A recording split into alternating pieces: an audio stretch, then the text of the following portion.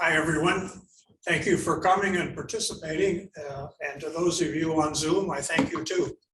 They have classes on how to look better on Zoom. I didn't take them. So what you see is what you get. I also want to thank my fellow writers in the writers group. Got a lot of good counsel from them, and I appreciate the advice and support. My name is Mark Smith. Since I published a second book, I had to go to Mark Spencer Smith. There's 22 gazillion Mark Smiths, and I've cut it down to 8 by taking my middle name. So I'm a Huron boy. I'm born and raised here. I was educated here. I was a bit of a delinquent here. I went to Huron College, and from there I went into the Army. Even though I lived other places and saw the world, I always kept contact with Huron and visited as much as I could. My mother got her hair done at the cut and curl, and once a week I'd get a letter, and I was up to date on everything in town. I moved back in 2012 to be a roommate to my father. And as my family aged, I thought it was better that somebody be here. And after they had all passed, I began to consider what I could do to protect their legacy. I had my father's stories. He liked to write, and he liked to tell his kids how it was growing up. He wanted us to know. And I had my memories. I had friends and family that could verify and vet the stories.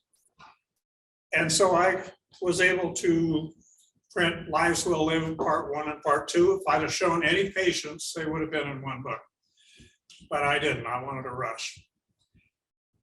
And what they represent is about a 40-year span of history in Huron from the late 20s up through the late 60s. I left here in 1969. I was able to take the stories, go to creative printing. They did the printing for cost if you work with them and give your money to a nonprofit, which is what I did. Sarah Opheim over there was a big credit, and Sally Ann Hines also helped me. She's a great editor. I've been able to place the books in the State Historical Society with Beadle County, with Han County, and with Brown County over in Minnesota. My family came out of New Ulm. The sales generated by these books, it was by the American Lutheran Church Christian Learning Center. The Stone Church Group have raised about $2,500. I didn't print these books to sell them. I printed them to my family, or for my family. And once they were done and everyone had a copy, then I went ahead and let those groups sell them. And I'm happy with that. There won't be any more. Those are the last ones that are left. So after that, I'm going to read a short story my father wrote that I always liked.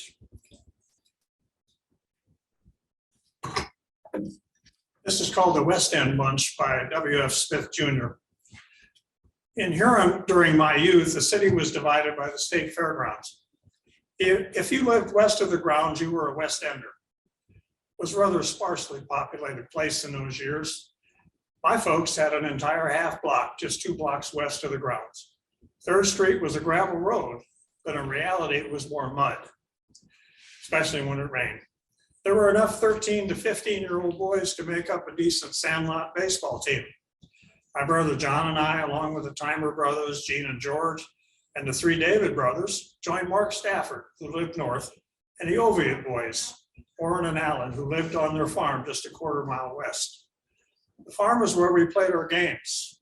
We laid in a field between their house and the barn because there was a fair distance between any obstacles. Our only bat had been discarded by a local ball club. We grabbed it and repaired it with nails and friction tape. The ball we used had lost its cover. We recovered that with electrician's tape. It wasn't exactly a true sphere, and you could make the ball drop with enough spin on it. Nowadays, that's called a slider. We got to be a pretty good team. I was the catcher because no one else wanted to. We had no catcher's mask, so there was no risk. So there was a risk of getting hit in the face by a ticked ball. I just put my glove up in front of my face and hoped the ball went in it. Near the Oviatt's barn was a water well pump, and it was used to water their livestock.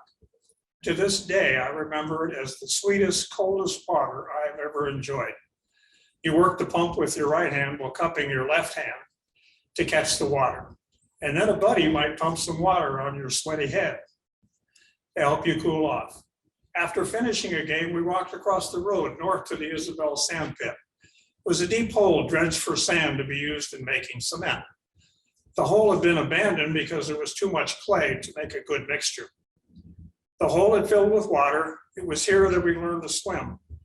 Along the east and north sides were willow trees that shielded us from view. We shucked our clothes and dove in. The pond was fed by a freshwater spring out of a hillside. That water was so clear and very cold, perfect on a hot summer afternoon. In the winter, we skated on that pond. After dark, we would build a bonfire and then skate in its light. That's one of my pop stories. After I'd done those, when I was living with my dad, we had 3 years and 5 months together. And every morning we would go to Colburn's and have our breakfast and then take a trip. And we drove 10,000 miles in various counties and saw a lot of things, had a lot of good adventures. And I would get him home and he was tired and he would take a nap. And I would sit down, go on Facebook, and sometimes post pictures or write little poems or observations that I had seen during those trips. And I thought, Mark, you're not doing this right. These are very personal things and you're out here on Facebook where everybody can read them. I'm going to quit. And so I did. Unknown to me was a friend of mine in Portland, Oregon, named Gene Erickson Johansson. Their parents used to run B&B Locker. Captured every single thing I had ever written and sent them to me in a package. Meanwhile, I'd gone to Twitter and was writing things over there because you're fairly anonymous. You're as well known as you want to be. And so I was posting tweets, but I was starting to write them down at the same time.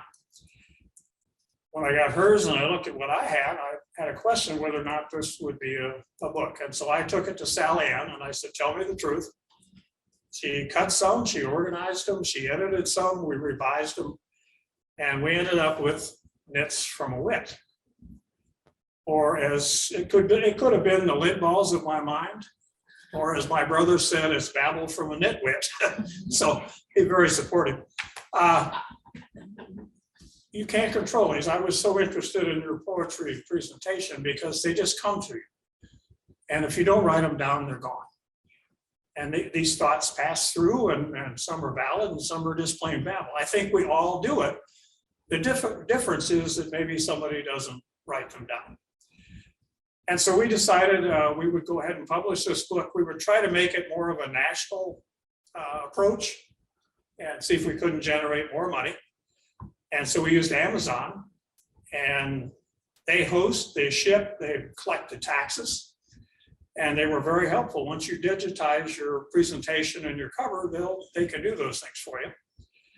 And so far it's had 12 reviews. For a brief moment, I was 38th in poetry. That lasted like an hour. You fall off right away unless you're an aggressive marketer. I spent 40 years in marketing. You'd think I'd find a way to be able to sell books, but we're going to see how that goes. The money this time will go to the Beetle County Humane Society, the American Lutheran Church again, and again, the Stone Church Group. What I'd like to suggest is this might be a good Christmas gift. And if you hate it, think of it like a fruitcake and pass it on to your enemies or someone else. Let's see if we can get it going. I'll read you one thing that reminds me the most of me. Old wrinkled skin, easily bruised. Sunlight, laughter, toil, and life are painted on my canvas. Also shown are scars from bad ideas and late night stumbles. It'll have to do. I can work with that for as long as it lets me. Take any questions. I must have covered everything. Well, thank you again for this. It's a great opportunity, and thank you so much. There weren't going to be any more of your father's books. Right. Is there any chance you'll combine them and have an editor select and focus them a little more and do it? In both books, there are a lot of. Two? In both books, there are a lot of my stories. Okay. And if I had any more of my stories, I would be incriminated. And I can't take the risk because it may be some open cases out there somewhere they figured out. So no, I do have enough for another one of these, Okay. but I'm not in a hurry. So thank you very much. Do you want to go early then, or? Sure. All right. Let's see.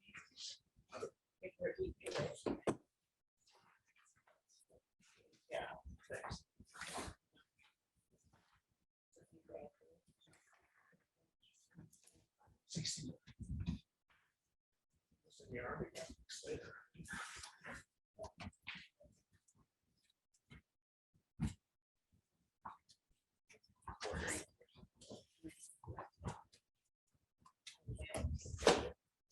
All right, we're a little ahead of schedule, but that's okay. Our next author today is Shirley Apley, and she is our current library director, soon to retire in December. So here we go.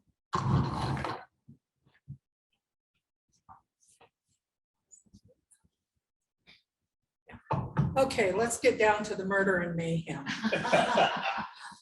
I'm gonna put my timer on so I don't go over my time.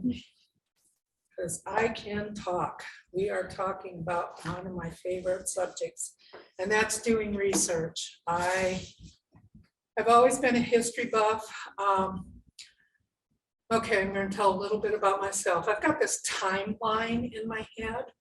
I can pick it up in the 1700s and bring it forward, and I can pull years out and I can tell you events that happened either in my family or was happening in the world.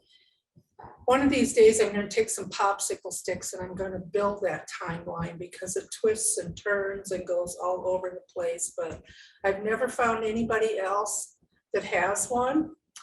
However, when I had my bariatric surgery, we had to talk to a psychiatrist, and I told my psychiatrist about it. And she says, "Oh, you're normal.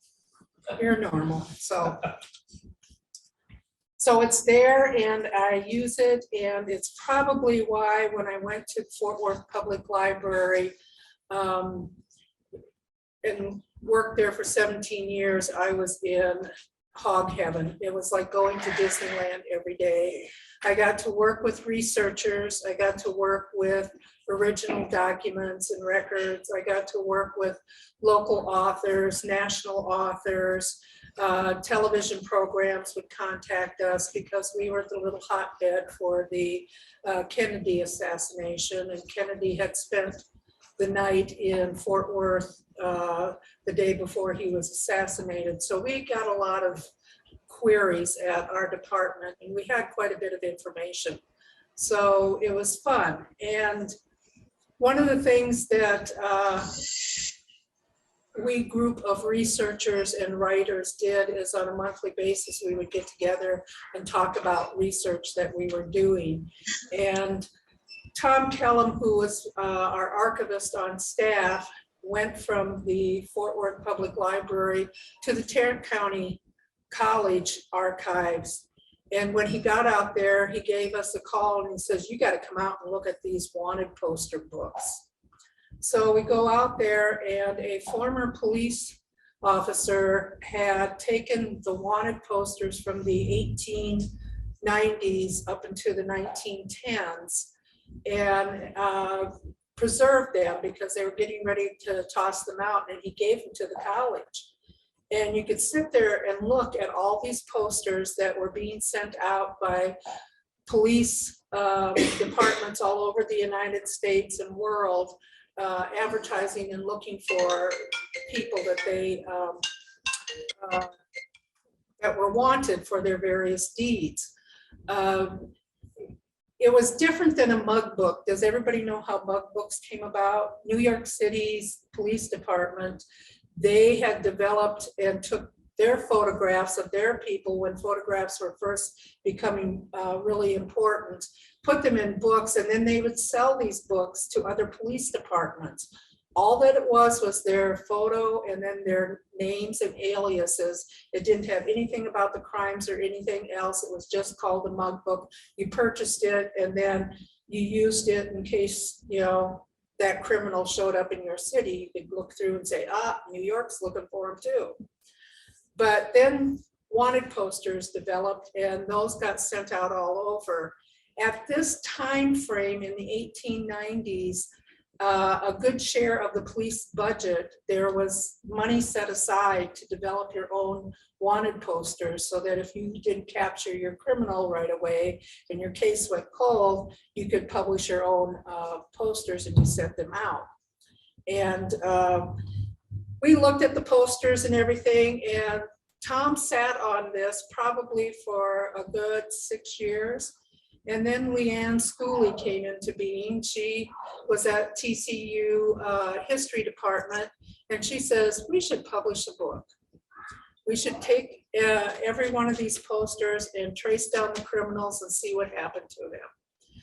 And so they contacted all of us researchers and authors and librarians and people and came up with 35 of us that we divvied up the posters and we went out and tried to find the people behind the pictures in the posters.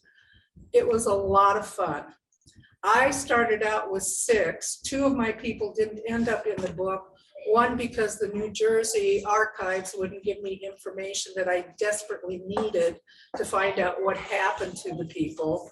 And the other one was just stone cold.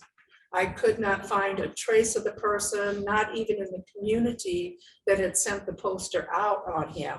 All it was that he was wanted for a murder, and that was it. A picture, a name, and the wanted for murder. Couldn't find anything. The blurb in the newspaper was like 2 sentences, and that was it. So he kind of went cold real fast. I ended up with 5 people in the book. Each of them, you'll get to see the wanted poster, you'll get to see their name, you'll get their background, and then the research we found. This is a different type of research than if you were doing your family research, unless you have a crook in the family, because you have to look at other records that you normally wouldn't look at. You're into the criminal courts records. You're also sending off to state prisons for their records. I even contacted Leavenworth prison to get records from them, from their archivist. And she was just so happy that somebody wanted something. I mean, she did all the research for me on that one. God bless her. But you can do the basic research of looking in census records to see where people were, what they were doing, how they were listing their occupations and stuff like that. But you have to go a step beyond that and get into these other records. And it can be a lot of fun. You can get into trouble. I sent off for some prison records on one person in the state of Texas.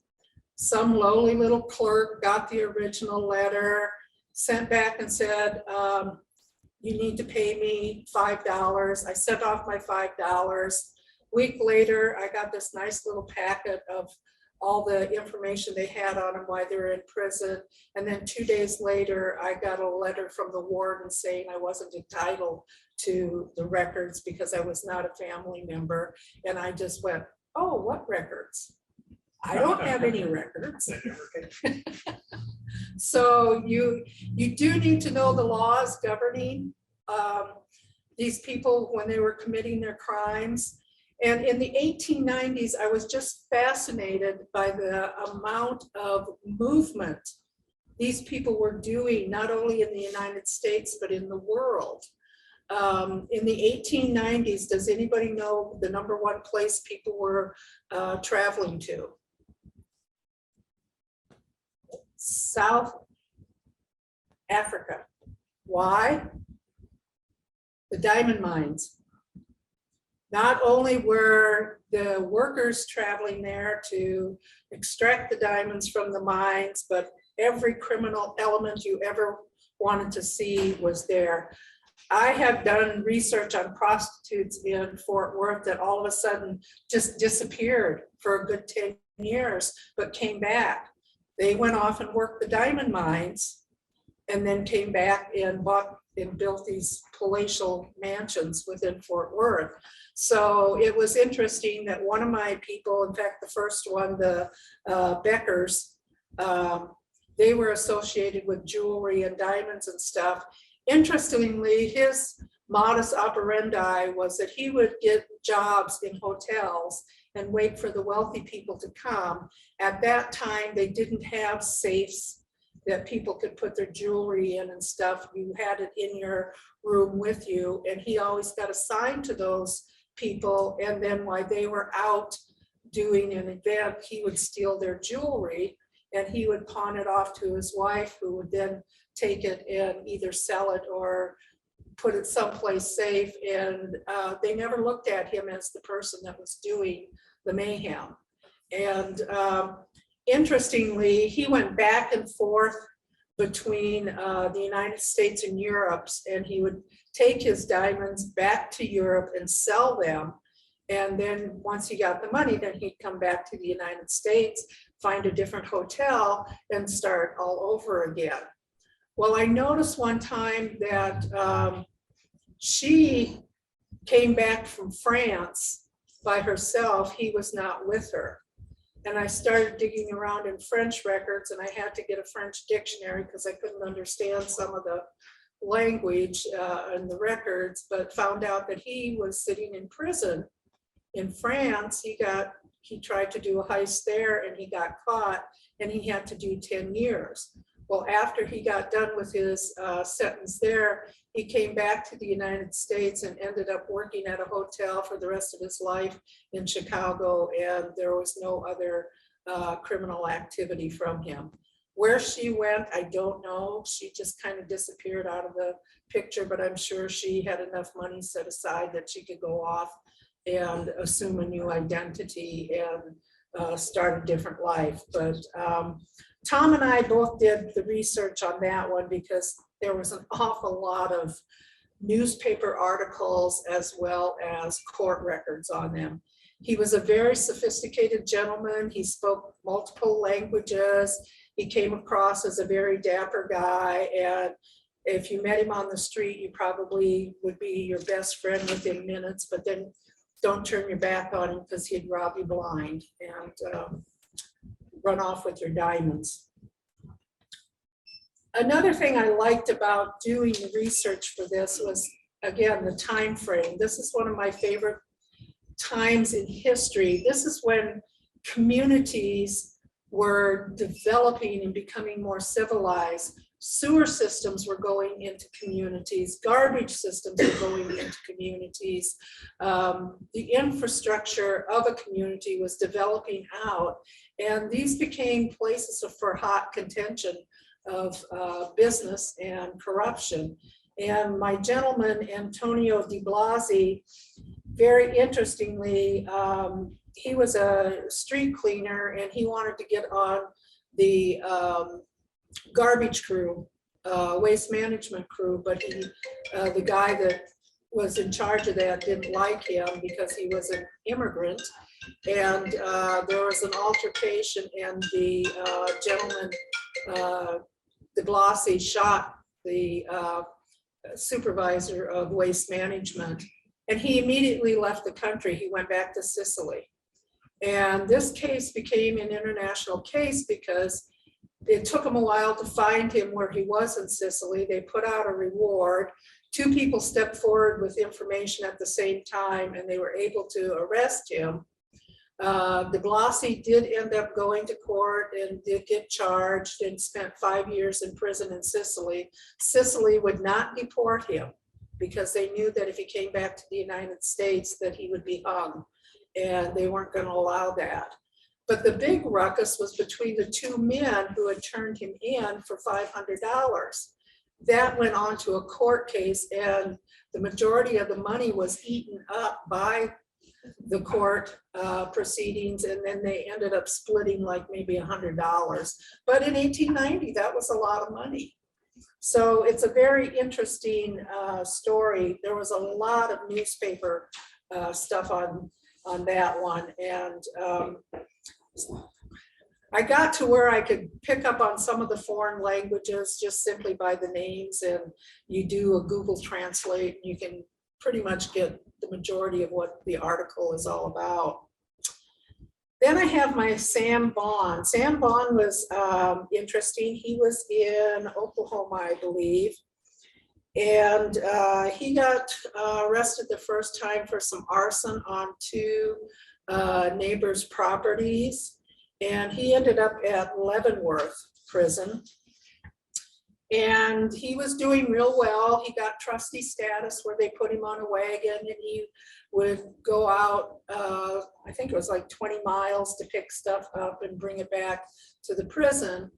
Well, one day he and the horse went out and they never came back. And Leavenworth put out a wanted poster on him. They never could find him.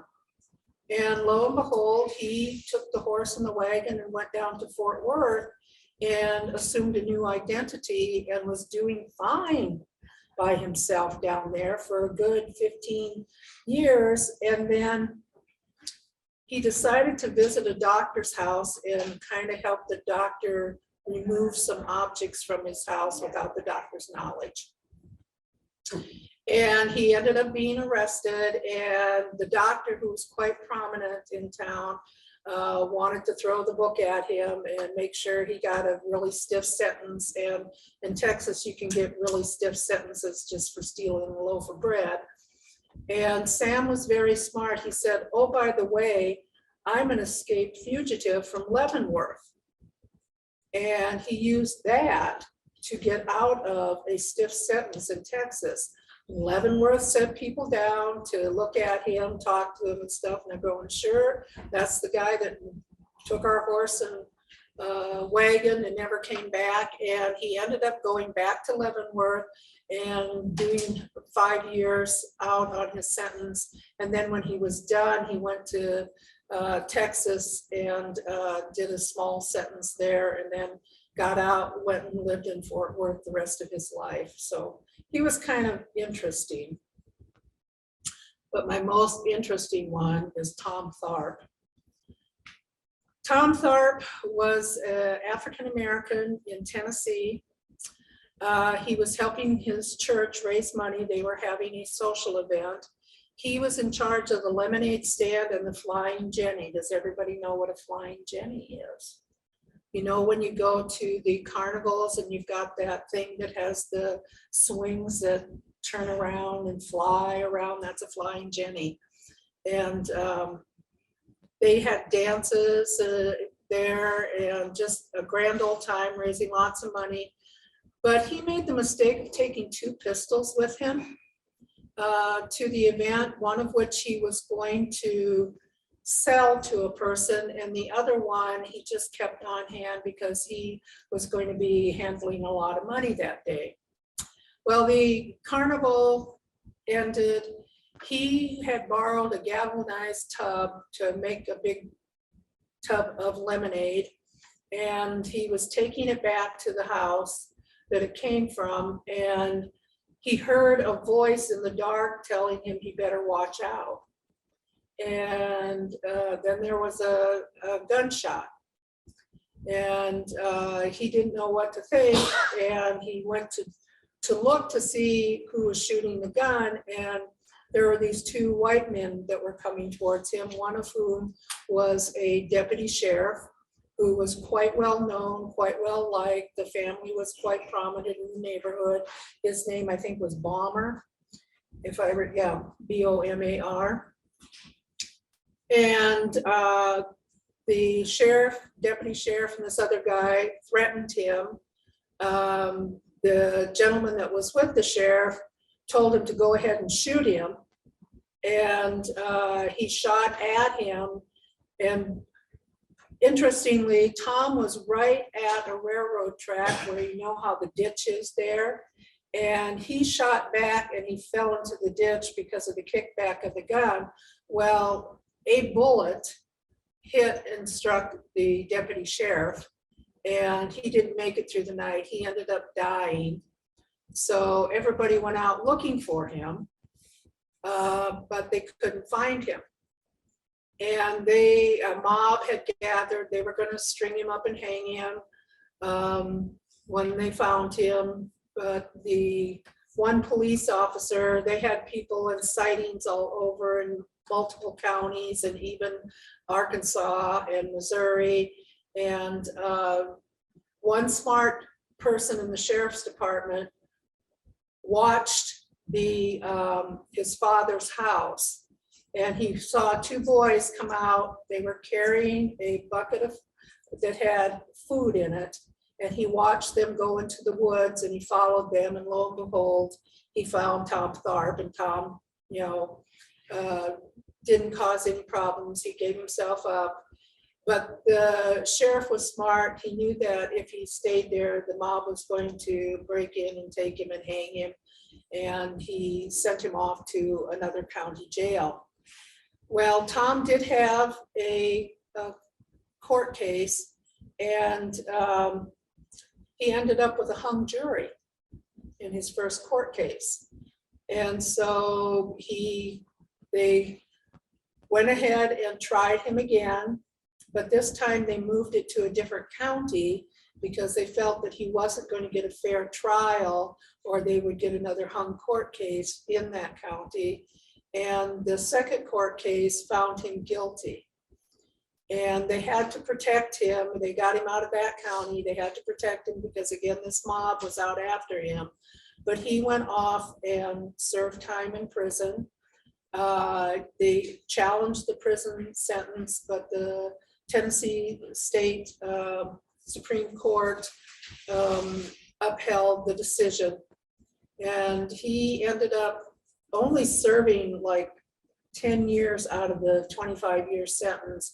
And he ended up dying, an elderly man in his 80s.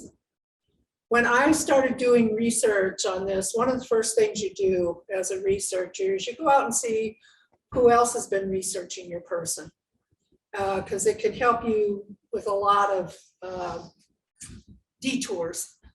And I discovered a man who was related to the deputy sheriff, and he had posted the newspaper article that said the sheriff had been shot and was dead. And he put in there that the gentleman that did it had been hung. And his email address was there, and I emailed him and I said, no, he wasn't hung.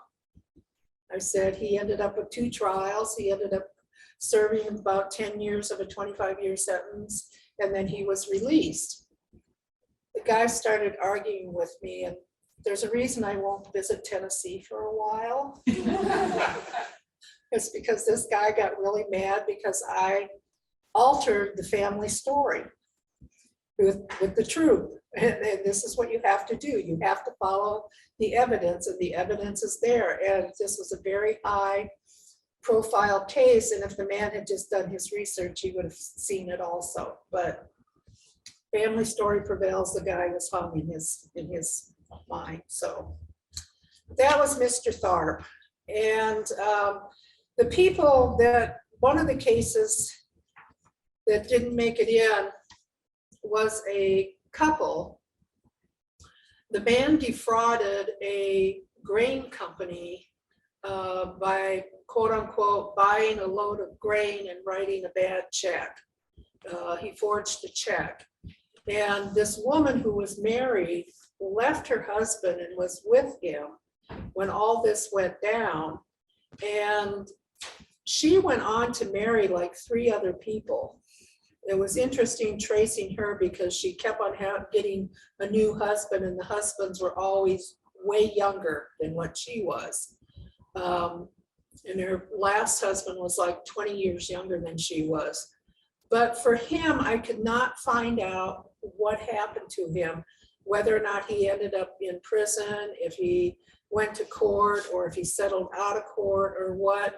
I did find a reference to an article in the New Jersey State Archives, but they would not give me access to the information. They wouldn't make a copy of it for me. And so I was a little disappointed on that. And I'm hoping that at some point I'll be able to get the information, because we're hoping to have book 2 down the road, because there's many, many more criminals in these books that we can find, and it would be fun to do them. And I would love to do a lot more of these, because you really get to see a side of society that you don't know about. Kind of a sideline on this. Part of my job at the Fort Worth Library is we would go out and do public speaking, mostly on genealogy, how to do research and stuff. And occasionally we took requests. Well, the local women's organization had requested a presentation on the prostitutes of Fort Worth. Fort Worth had a big red light district because of the Chisholm Trail, because of it was an area for gangsters. The Wild Bunch was there. A lot of Quantrill's raiders were there during the Civil War.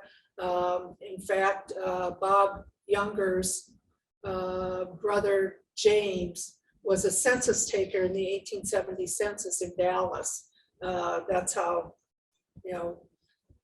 how the criminals hung around and stayed around. And when they asked me to do this presentation, I thought my first thing is what are they putting in their tea? And why did they want to know this? But I went ahead and researched all the madams in Fort Worth, and that's how I found out that they packed up and went to the diamond mines and came back, and I did a very interesting presentation. Interestingly, one of the madams who was quite well known, we at the library had her signature on a piece of paper. She had bought some property and had to pay some, and she asked for a tax adjustment. And she wrote her name, and her handwriting was just like a little child's. So something told me she probably wasn't totally literate, that she was probably semi-literate. But it was very interesting to see. But yeah, there are a couple of the madams that had, well, one was accused of shooting someone and she ended up in prison. One ended up getting shot. I was able to tell them how sometimes they kidnap girls and how they held them in rooms until they groomed them and got them ready to work the business and stuff. So it was interesting to see that side of society when the community itself was a big booming cattle business, but then this was a product of that cattle business. So that showed up. So do we have any questions? Have someone asking if the book is available in ebook and or Kindle format. No, all I know that it's a hardcover. In fact, if you buy from Amazon, it's $35. I'm selling it for $20. It's a good Christmas gift. Real good. This is the kind that you put on the coffee table and people will pick up and read stories on it. I've given it away for birthday presents and family gifts, and fun to have, fun research to do. And you guys thought I was speaking at 11 and we started real early. So you missed it. That's okay. We would call you. Any other questions? Well, thank you for. What's the exact name of the book they're asking online? It is Wanted in America, posters collected by the Fort Worth Police Department, 1898-1903. They just drove over to the library, they could get one from you, right? Yep, we have copies here they could check out. If they drive here now, they can buy a copy. Actually, they can contact me anytime during the day, through the week. I have copies in my office. Yeah. The library also has a copy to be checked out. Yep, we have copies to be checked out. And one of the things I did when I first got here is I as we were buying things for the South Dakota room, I bought 2 copies, one for circulation and one for us to preserve for historical purposes. So there should be a copy you can check out, and then if that one's out, you can also go into the South Dakota room and view it that way. Susan Joyce said, what interesting research, real life is stranger than fiction. That's me. Did you have any information about the sheriff in Beetle County that turned out to be outlawed? I have not done that much research on Beetle County when it comes to the colorful side of life. I have hit some newspaper articles. There was one where the sheriff's office was on the 2nd floor of one of the buildings, and he was walking up the stairs and his gun slipped out of his pocket and dropped and shot, and everybody like kind of hit the ground. I thought that was quite interesting. Where'd Jennifer go? Jennifer can attest to the fact that we'll find somebody in history in Beetle County and we'll research it. It's like the county poor farm. We did a lot of research on there, and sadly they just tore down the building there. In Beetle County? Yeah, yeah. You go out I know 21st Street. where it is. We used to farm land in that area, and the house is still there. Nope, they just recently tore it down. The Rock House? It's The about big, this yeah, thick. that was the hotel that they brought down from Hitchcock. Yeah, that's been tore down. Yeah, Well, I picked up the lady that lives there Wednesday, so I know the stone house is still there.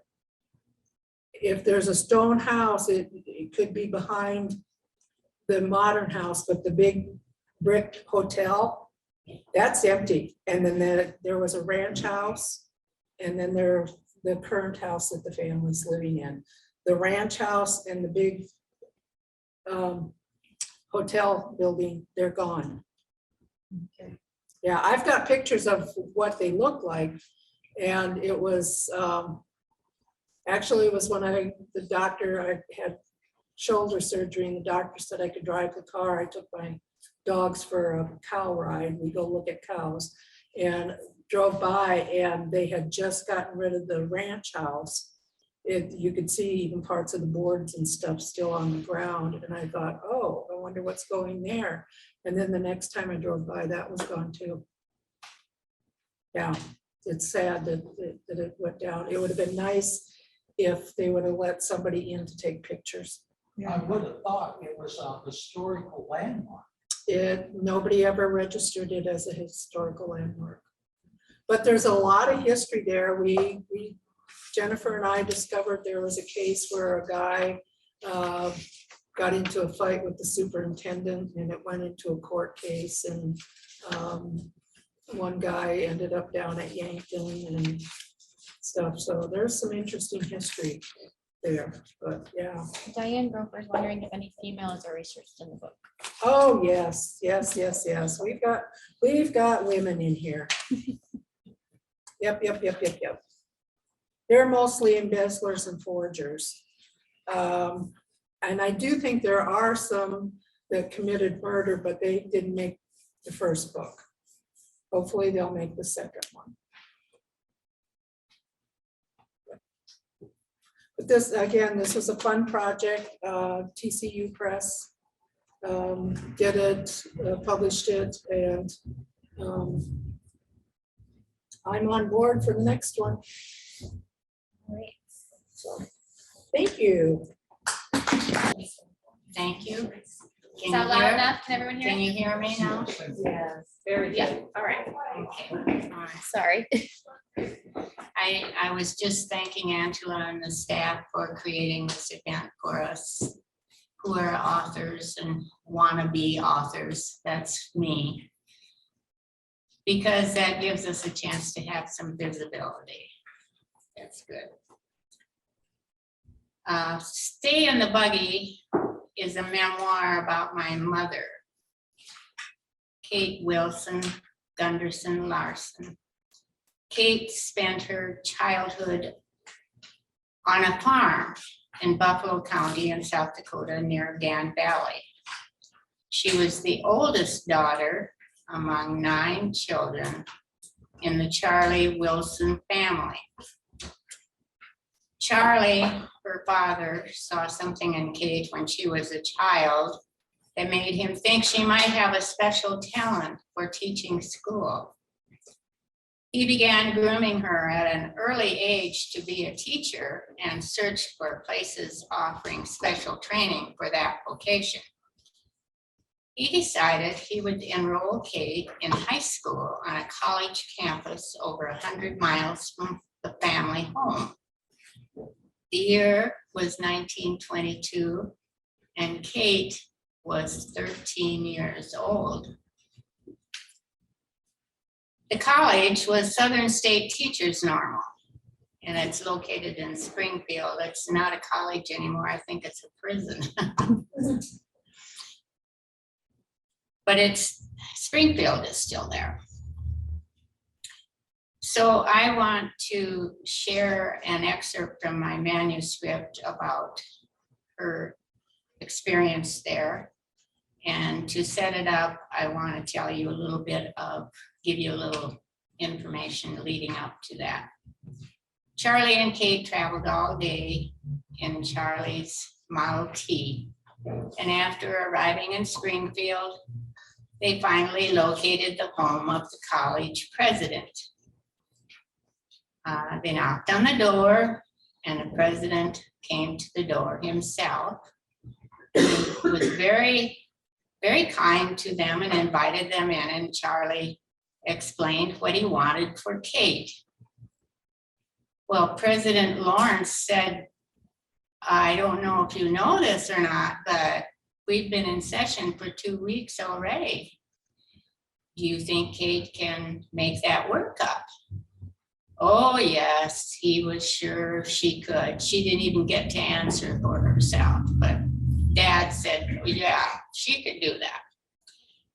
So since they had driven all day, then Mrs. Lawrence invited them to stay overnight, which is kind of unusual, I thought. But anyway, Charlie was able to go home the next morning.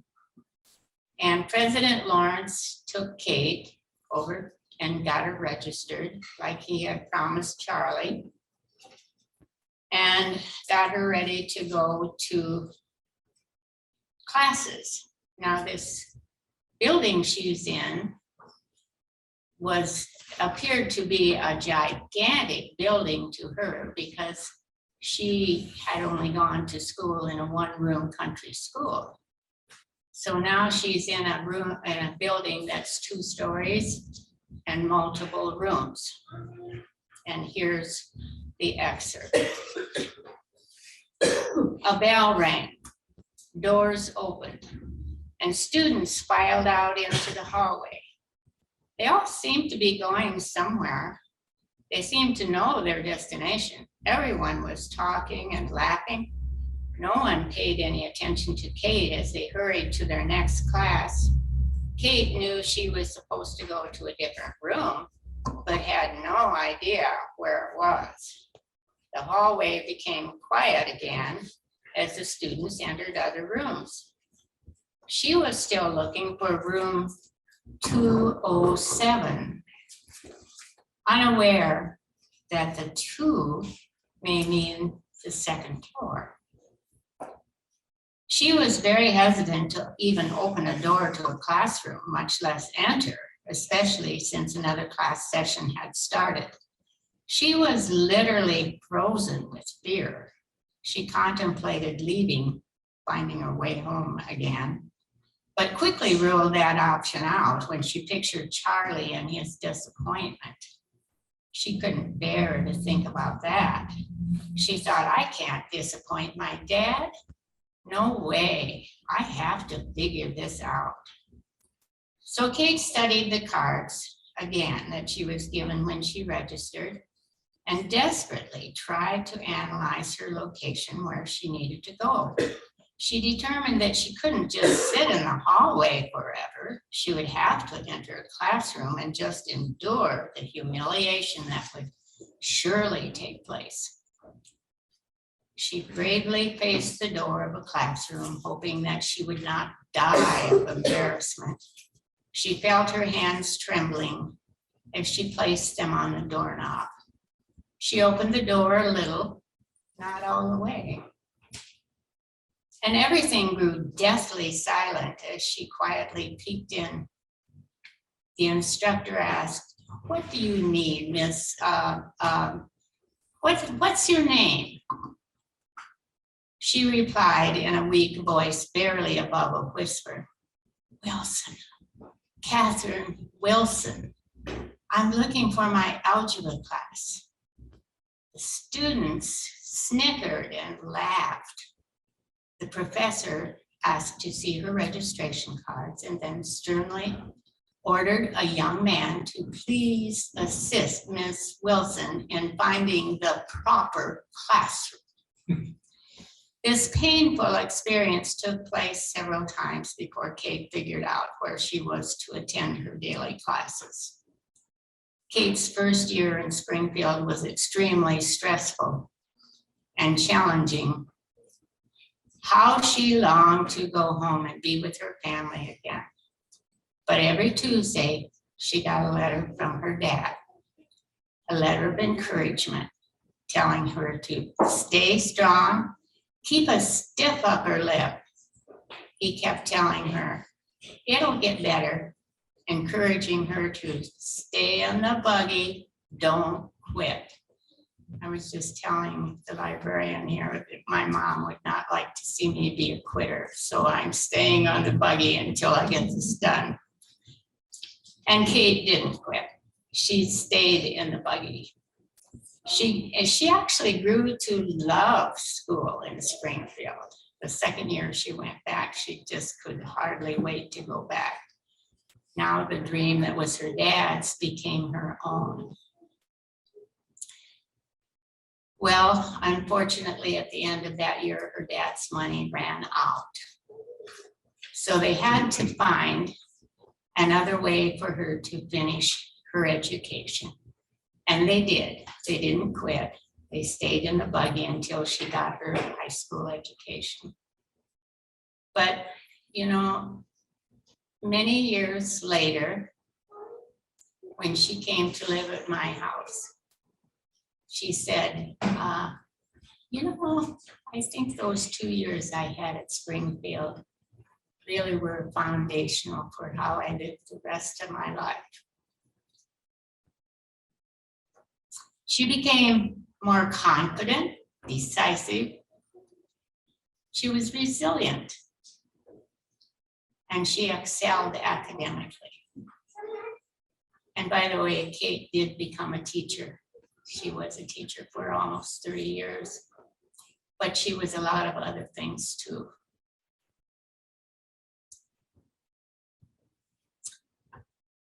She was highly respected in her community and actually became influential. In regards to my qualifications, I have never written a book before. I had no idea how to write a book. And Sally Ann and Hazel and the rest of the writers in this group have been exceedingly helpful with getting it as far as, preparing it as far as it is. My former life, I'm a native of Wesleyan Springs. I'm a graduate of Huron College. I started in the 50s and I finished in the 60s. I'm a slow learner. Actually, I got married and had 4 children. And, but I did finish it up. And I'm also active in the church activities, but I've retired pretty much from my other lives. I taught school for many years, and I am a former business owner, own several businesses in town, co-owned, I should say. And now I pretty much just play the piano for worship and go to James Valley Writers Club. If you have any questions, I'll take those.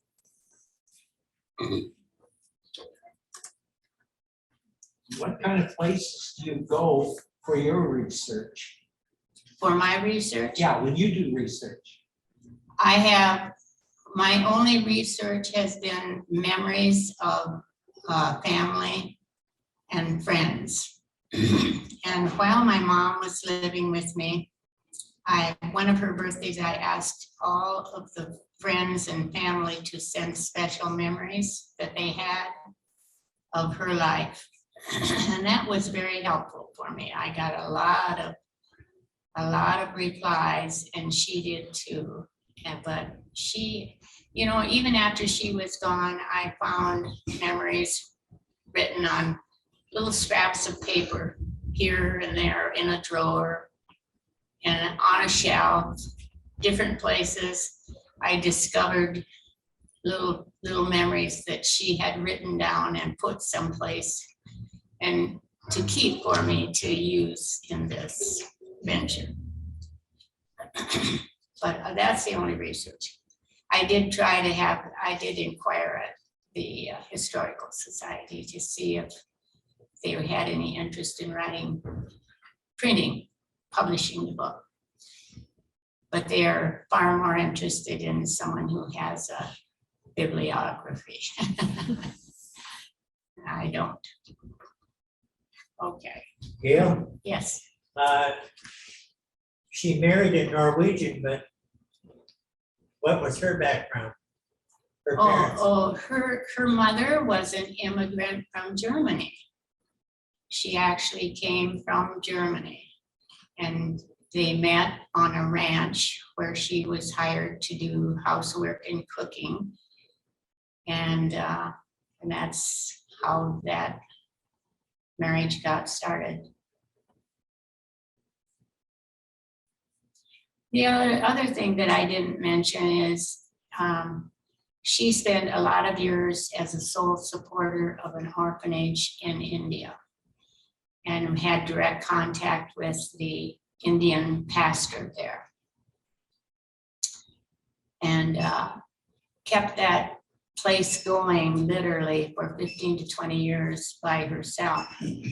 And then my son made a connection with a nonprofit organization through a friend of his that now has it on their list, and so people volunteer to make donations to that. But it's called the K.E. Larson Home for Orphans. So I think her name will live on in India. Do you Thank find you. that in addition to the orphanage, is there any other impact on your kids, your grandkids, future generations by you going through this process and documenting her life? You know, my children are not nearly as interested as I had hoped they would be, but I think maybe as time goes on, they will. But I have a lot of family on her side who are inquiring all the time to see, how are you doing on the book? How's it coming? Is it ready to be published yet? And asking. So they're urging me, and I was just telling the librarian here, my mom would not like me to be a quitter, so I'm gonna stay in the buggy until it's done. And your writers group won't let you quit either. Thank goodness. I appreciate my writers group so much. Thank you so much.